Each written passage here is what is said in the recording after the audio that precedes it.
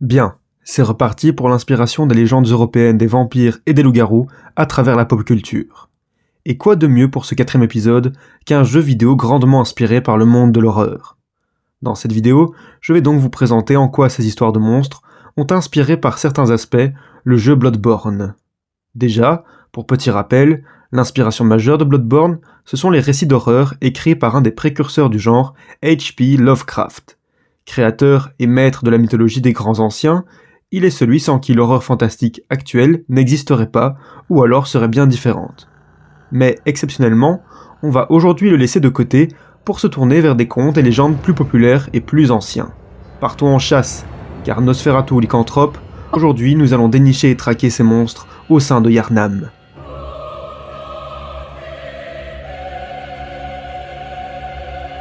Pour ceux qui ont déjà joué au jeu, vous vous doutez qu'on va surtout s'attarder sur le mythe des loups-garous aujourd'hui. Bien que les vampires aient également leur place dans le lore de Bloodborne, j'ai déjà fait une vidéo très complète sur ceux-ci, dont vous retrouverez le lien en description. Accordons-leur néanmoins quelques mots. Les vampires sont nés dans un monde en pleine curiosité quant à une potentielle existence de l'au-delà, mais également où les recherches sur le sang augmentaient. Créatures mort-vivantes, ils se distinguent des fantômes de par sa présence physique. On sait aujourd'hui que les gens crient un peu aux vampires pour n'importe quoi à l'époque, et que l'explication de phénomènes naturels tels que la décrépitude des cadavres a suffi à chasser ces croyances. Il prend place dans la culture populaire grâce au roman Dracula de Bram Stoker, dépeignant un charismatique et dangereux vampire vivant reclus dans un immense château médiéval perdu dans les montagnes. Dans Bloodborne, toutes les préoccupations tournent autour du sang, depuis qu'on a découvert que le sang venant d'êtres supérieurs appelés anciens conférait des capacités extraordinaires à ceux en absorbant. Dans le lore, un étudiant de l'université de Byrgenwerth, étudiant ces phénomènes, a volé une fiole de sang ancien pour l'amener au domaine de Cainhurst. Il s'agit d'une ancienne propriété féodale où est campé un immense château médiéval. C'est là que vivait l'étrange clan des Vilsans, sur lequel couraient d'étranges rumeurs.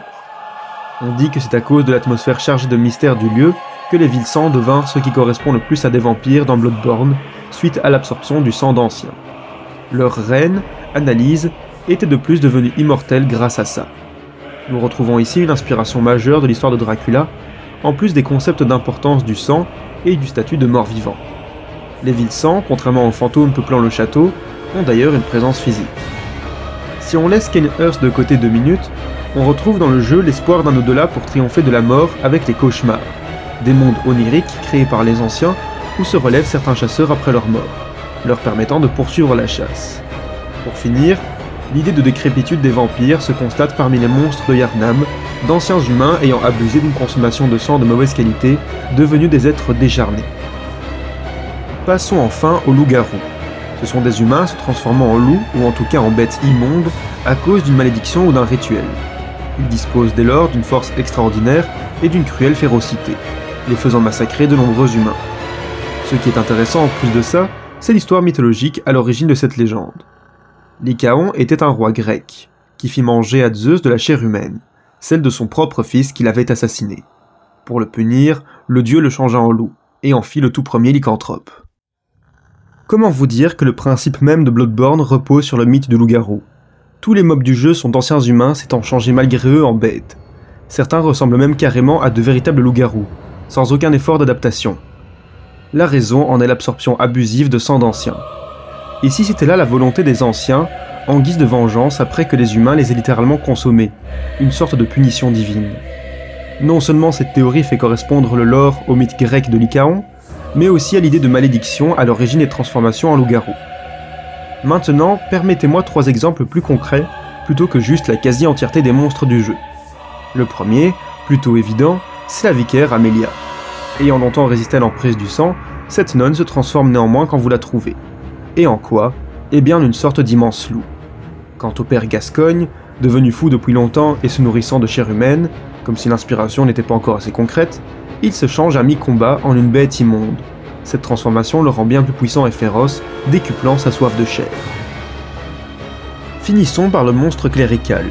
Les comics parus sur l'histoire du jeu nous permettent de comprendre qu'il s'agissait d'un ancien membre de l'église nommé Clément.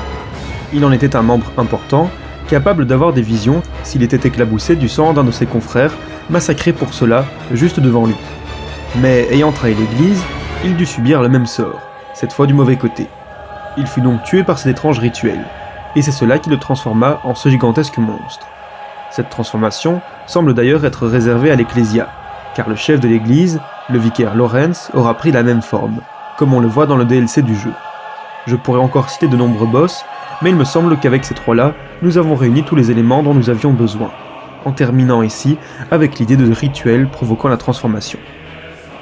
Le lore principal de Bloodborne s'inspire donc énormément de la légende des loups-garous. En effet, il consiste en la transformation d'humains en bêtes suite à une potentielle punition divine due à une consommation hautement interdite. Les aspects lupins, féroces et même ritualisés se retrouvent via différents boss importants du jeu. Le mythe des vampires y trouve également néanmoins une petite place, de par les études sur le sang et la mise en échec de la mort, ou encore de par l'apparence de monstres random.